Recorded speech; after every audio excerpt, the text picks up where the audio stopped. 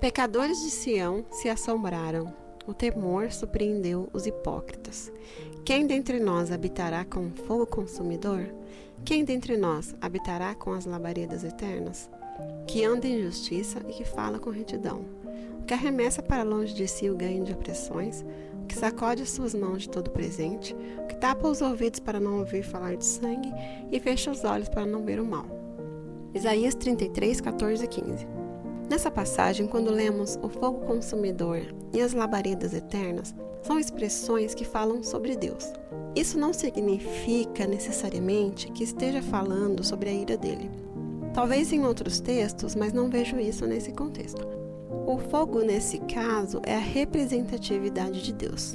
Em várias passagens bíblicas, Deus é retratado como um fogo consumidor cujo mal não pode parar diante dele, um fogo de ira contra os seus inimigos, contra os inimigos do seu povo, um fogo purificador e assim por diante. Vejamos algumas referências. Adiante dele vai um fogo que abrasa seus inimigos. Salmos 97 e 3. Porque o nosso Deus é um fogo consumidor. Hebreus 12, 29. A obra de cada um se manifestará. Na verdade, o dia a declarará. Porque pelo fogo será descoberta, e o fogo provará qual seja a obra de cada um. 1 Coríntios 3, 13. O povo da antiga aliança se assombrava dos preceitos do Senhor, porque confiavam na justiça própria pela lei, e por isso lhes parecia impossível conviver com os mandamentos do Senhor e agradá-lo. Mas através do sacrifício de Jesus, que nos abriu a porta da graça, temos a ajuda do Espírito Santo para cumprir os seus mandamentos, que não são pesados. 1 João 5,3 nos fala sobre isso. Os mandamentos pesados são mandamentos de homens que tratam as ovelhas do Senhor como se fossem suas propriedades. Jesus falou sobre isso em Mateus 23 e 4. Pois atam fardos pesados e difíceis de suportar, e os põem sobre os ombros dos homens. Eles, porém, nem com o dedo querem movê-los. O jugo de Jesus é suave, e seu fardo é leve. Mateus 11, 28 a 30. O que seriam esses preceitos, os quais eram tão difíceis de serem cumpridos? De acordo com essa passagem, alguns desses princípios eram falar com retidão, ou seja, falar a verdade, falar de um modo respeitoso, não maledicente, caluniador, todo tipo de fala maldosa e ruim. Arremessar para longe de si o ganho de opressões, isto é, dinheiro à custa de opressão alheia. Por exemplo, empregadores que enriquecem à base do trabalho mal remunerado de seus funcionários, ou de cargas horárias abusivas, os que defraudam clientes e funcionários tirando proveito deles. Sacudir as mãos de todo presente. A palavra presente nesse contexto é suborno.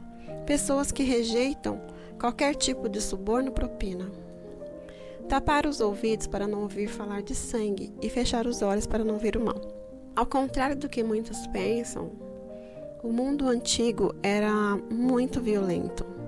Eu não digo que era mais violento do que hoje, mas na mesma proporção, considerando, claro, a população de cada época.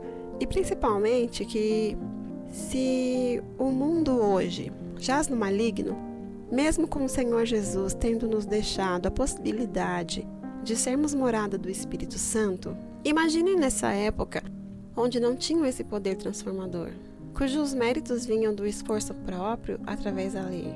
E assim como hoje, muitas pessoas são viciadas nesses noticiários sangrentos, gostam de assistir e falar em detalhes absurdos sobre crimes hediondos que são noticiados pelos meios de comunicação todos os dias. O povo da época do profeta Isaías também faziam isso. Gostavam de saber e falar sobre essas coisas, pelo que percebemos nessa palavra. Alguém pode estar se perguntando, e que mal há nisso?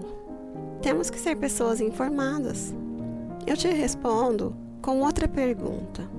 Ser informado sobre todo tipo de violência vai te trazer algum benefício? Qual?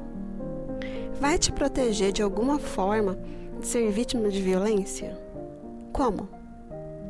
A Bíblia diz que se o Senhor não guardar a cidade, em vão vigiam os guardas. Salmos 127:1. Somente o Senhor pode nos proteger.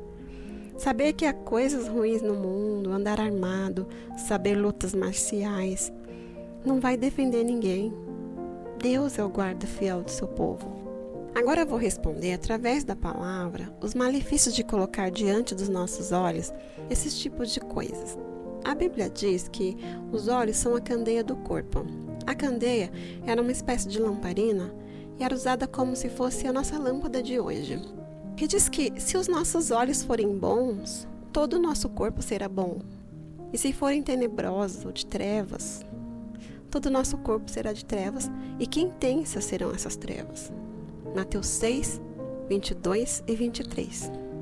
Muitas pessoas com crise de ansiedade, síndrome do pânico e depressão, às vezes nem sabem o porquê de tais doenças.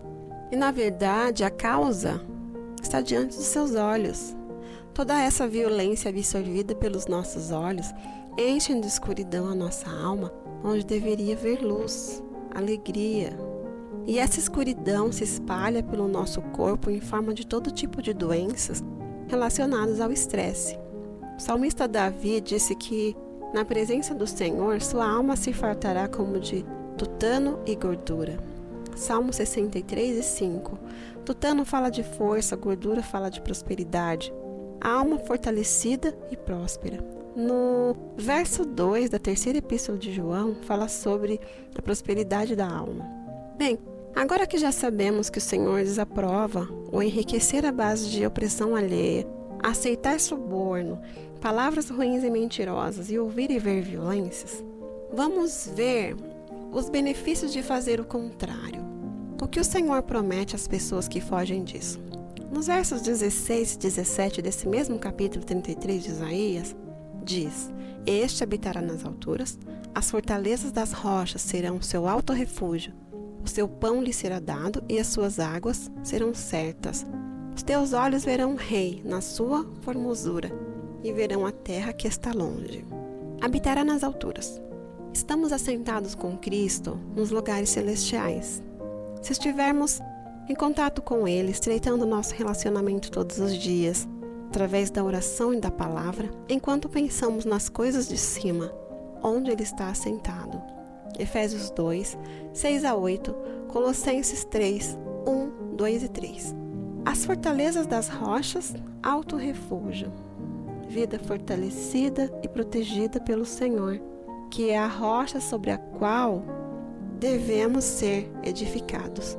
Salmo 78, 35, Mateus 21, 42.